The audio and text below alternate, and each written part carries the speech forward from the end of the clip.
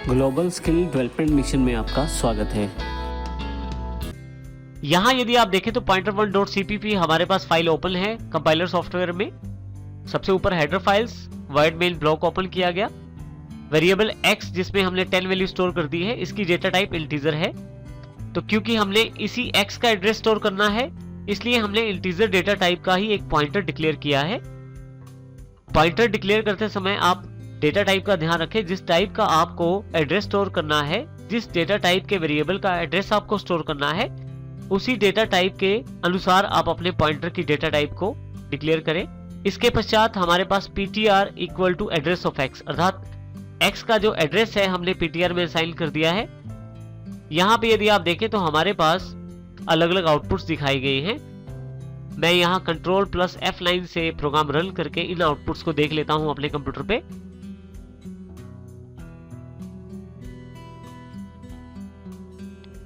यदि आप यहाँ देखें तो value of x is 10, x की वैल्यू दिखाई गई है। जो एड्रेस है x का वो -12 दिखाया गया है। देखिए आपके कंप्यूटर के अनुसार एड्रेस आउटपुट अलग अलग हो सकता है। यहाँ पे -12 मेरे पास अवेलेबल हुआ है। पॉइंटर ने जो स्टोर किया है एड्रेस वो भी -12 है, ptr वेरिएबल के द्वारा जो शो किया गया है। सबसे लास्ट लाइन देखें तो ptr में 10 है। स्टार ptr के साथ हम वैल्यू देख सकते हैं स्टोर किए गए एड्रेस की। तो स्टार ptr से उसने जो x का एड्रेस स्टोर किया है उसमें जो वैल्यू स्टोर है 10 उसको दिखाया है। और सेकंड लास्ट लाइन जो है वो एड्रेस ऑफ ptr इज -14, अर्थात जो ptr वेरिएबल है उसका भी एक एड्रेस अवेलेबल है -14 के रूप में। तो इसका प्रयोग हमने यहाँ पे किया है।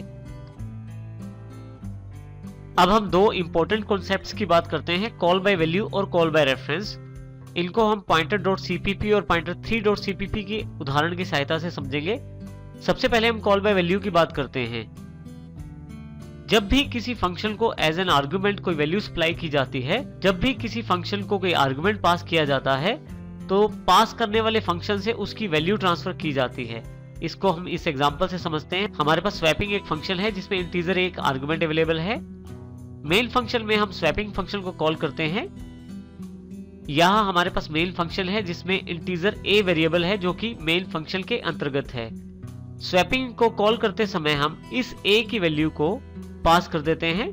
मान लीजिए इंटीजर a जो मेन में है उसमें 15 वैल्यू है, तो स्वैपिंग वाले इंटीजर a को 15 वैल्यू रिसीव होगी। अब हम यदि स्वैपिंग वाले इंटीजर a में वैल्यू चेंज करते हैं, मान लीजिए 20 करते हैं, तो उसका कोई भी प्रभाव मेन फंक्शन वाले इंटीजर a वेरिएबल पे नहीं पड़ेगा, क्योंकि दोनों वेरिएबल्स अलग अलग स्कोप में हैं, अलग अलग फंक्शन में डिक्लेयर करवाए गए हैं। और जो वैल्यू ट्रांसफर की गई है वो कॉल बाय वैल्यू है जिसमें केवल वैल्यू पास की गई थी, अर्थात मेन वाले इंटीजर a ने केवल 15 वैल्यू पास की थी। उस 15 वैल्यू को स्वैपिंग वाले इंटीजर a ने 20 में चेंज कर दिया। और यदि स्वैपिंग वाले इंटीजर a ने कुछ चेंज किया है तो उसका प्रभाव इंटीजर a जो कि मेन में है उस पर कोई भी फर्क नहीं पड़ेगा।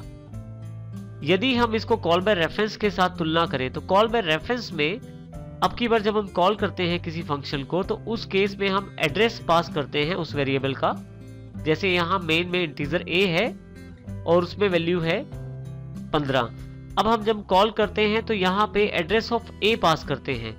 स्वैपिंग फंक्शन में इस एड्रेस को एक इंटीजर पॉइंटर a से प्राप्त कर लिया जाता है।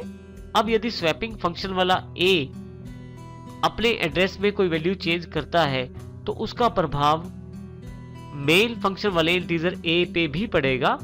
इस प्रकार के रेफरेंस को कॉल बाय रेफरेंस कहा जाता है, जिसमें के एड्रेसेस को पास किया जाता है और जिसके कारण इस उदाहरण में स्वैपिंग फंक्शन के अंतर्गत इंटीजर पॉइंटर a में चेंज की जाने वाली वैल्यू का प्रभाव मेन फंक्शन के वेरिएबल a पे भी पड़ता है।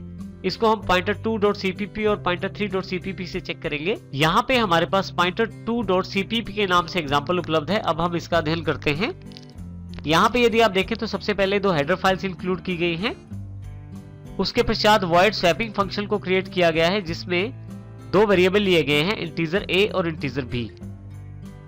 हम यहाँ पे इन a और b की वैल्यू को स्वैप करेंगे। वैल्यूज हम मेन फंक्शन से एज एन आर्गुमेंट पास करेंगे और यहाँ पे हम इन दोनों वैल्यूज को इंटरचेंज करेंगे, अर्थात a की वैल्यू b में और b की वैल्यू a में। इसके लिए हम एक वेरिएबल ले लेते हैं x, उसमें सबसे पहले b की वैल्यू स्टोर करवाते हैं, फिर b में a की और a में x की। इस प्रकार हम a में b और b की वैल्यू a में स्टोर करवा लेते हैं। यहाँ देखिए जब हम ये कार्य करते हैं तो यहाँ फंक्शन के स्टार्टिंग में हम we are in swap function एक मैसेज दे देते हैं और फाइनली जब ये काम हो जाता है तो फिर से यहाँ पे स्वैपिंग हैज बीन कंप्लीटेड का एक मैसेज यहाँ पे दे देते हैं। अब हम नीचे वर्ड मेन सेक्शन में आते हैं। यहाँ ब्लॉक हमने ओपन किया है। सबसे पहले दो वेरिएबल जो मेन फंक्शन के हैं ए बी हमने डिक्लेयर किए। दोनों में हमने वैल्यूज दी a equal to 10 b equal to 20। उसके पश्चात स्वैपिंग फंक्शन को कॉल करने से पहले हमने एक मैसेज दिखा दिया है जिसमें a और b की वैल्यू दिखाई गई है। फिर स्वैपिंग फंक्शन को कॉल किया गया है। स्वैपिंग फंक्शन कॉल करने के पश्चात a b की वैल्यू पे क्या प्रभाव है वो दिखाया गया है और फाइनली यहाँ नीचे वर्ड मेल को क्लोज कर दिया गया है। अब हम कंट्रोल F9 से इस प्रोग्राम को रन करके देखते हैं। यदि आप यहाँ ध्यान से देखें तो वैल्यूज बिफोर स्वैपिंग जो हैं a इक्वल टू 10 और b इक्वल टू 20 हैं, जो हमारे मेन फंक्शन के वेरिएबल्स की वैल्यूज हैं। उसके पश्चात स्वैप फंक्शन को कॉल किया जाता है we are in swap function. Swapping की जाती है, स्वैपिंग हैज बीन कंप्लीटेड और फाइनली फिर से मेन फंक्शन में वापस आकर a b की वैल्यू को प्रिंट करवाया जाता है values after swapping a equal to 10 b equal to 20।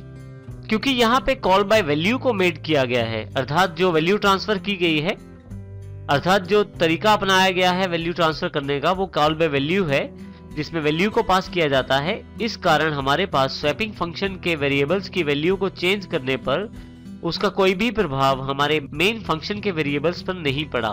अब हम इसको एक और फंक्शन से देखते हैं। अब हम pointer3.cpp के एग्जांपल से इसे देखते हैं। इसमें हमने, यदि आप ऊपर की तरफ ध्यान दें तो iostream और conio.h दो फाइलों को इंक्लूड किया है। वर्ड स्वैपिंग फंक्शन के अंतर्गत यहाँ पे सबसे इंपॉर्टेंट चीज जो है हमारे पास, अब की बार हमने सिंपल वेरिएबल्स के स्थान पर वैल्यूज को, आर्ग्यूमेंट्स को एक्सेप्ट करने के लिए हमने यहाँ पे पॉइंटर वेरिएबल्स लिए हैं a और b। यहाँ पे यदि देखें तो सेम लाइंस है, we are in swap function. यहाँ पे हमने a की वैल्यू b और b की वैल्यू a में इंटरचेंज की है।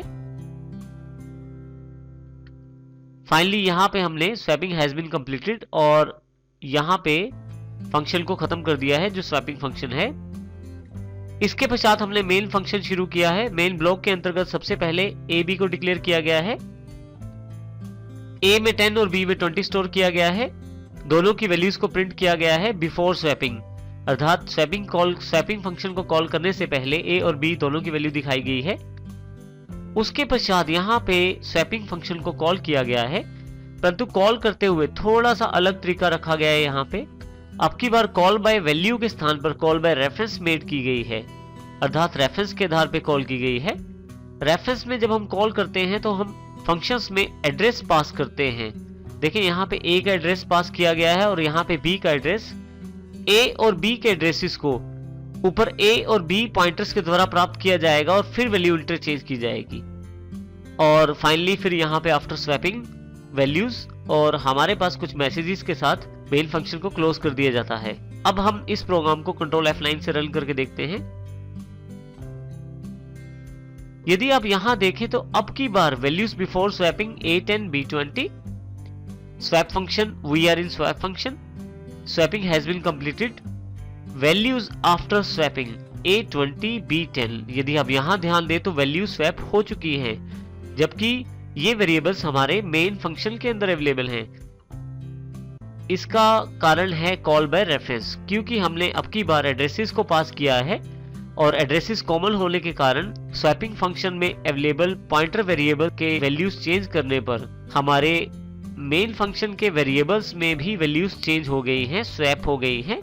इस प्रकार हम कॉल बाय रेफरेंस का प्रयोग कर